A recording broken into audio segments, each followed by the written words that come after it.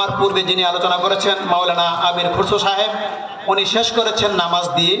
তো যেহেতু উনি শেষ করেছেন নামাজ দিয়ে, আমি শুরু করতে চাই নামাজ দিয়ে। আল্লাহ পাক রব্বুল আলামিন আপনাদেরকে শোনার এবং আমাকে বলার তৌফিক দান করুক, সকলে বলে আমিন।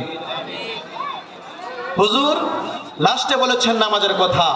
নামাজের ব্যাপারে গুরুত্বপূর্ণ হাদিস আসছে। আমরা যদি ইবনে মাজার 4272 নম্বর হাদিসের আলোচনা শুনি, এখানে স্পষ্ট বলা হয়েছে, ইজা উদখিলাল মাইয়িতুল কবরা মুসিলাতিশ শামসু লাহু ইনদা গুরুবিহা ফায়াজলিসু ইয়ামসাহু আইনাইহি ইয়াকুলু দাউনি উসাল্লি।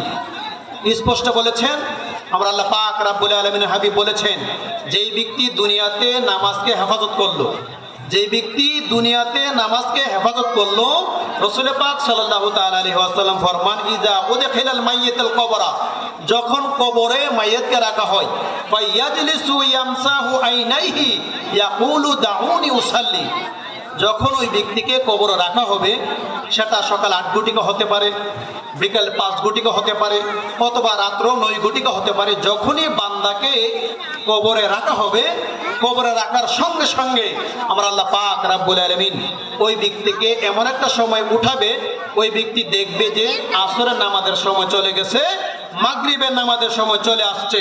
ওই ব্যক্তি দুইটা চক্ষুকে এভাবে মসলাতে কসলাতে থাকবে। এমন সময় ফেরেশতারা এসে বলবে, মান দিনুকা মান রাব্বুকা মান হাযার রাজুল। ওই ব্যক্তি বলবে, দাউনি উসাল্লি, তোমরা আমাকে ছেড়ে দাও, আমার নামাজের সময় চলে যাচ্ছে। ফেরেশতারা যখন এই কথা শুনবে, আমরা আল্লাহ পাক রব্বুল আলামিন বলবেন, কাম ব্যাক, তোমরা ফিরে আসো। তার কাছে আর প্রশ্ন করতে হবে না। এই ব্যক্তি দুনিয়াতে নামাজকে হেফাজত করেছে।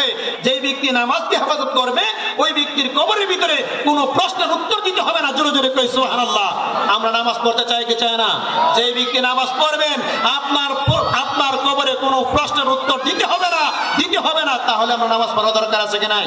এই হাদিসটা ইবনে মাজাহ 4272 নম্বর হাদিস, আমার কথা নয়, হাদিসে স্পষ্ট বলেছে, যেই ব্যক্তি নামাজকে হেফাজত করবে, ওই ব্যক্তির কবরে প্রশ্নের উত্তর দিতে হবে না। জোরে জোরে কয় সুবহানাল্লাহ।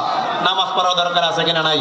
হযরত ইব্রাহিম আলাইহিস সালাম সূরা শূরা 85 নম্বর আয়াত, ইব্রাহিম আলাইহিস সালাম বলতেছেন, আল্লাহ তুমি আমাকে জান্নাতের নাঈমের উত্তরাধিকারী বানাও।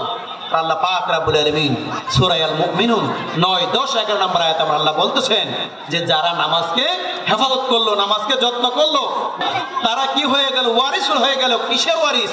জান্নাতের ওয়ারিস হয়ে গেল। আর যারা জান্নাতের ওয়ারিস হয়ে গেল, তারা জান্নাতে চিরস্থায়ী থাকবে। জোরে জোরে কয় সুবহানাল্লাহ।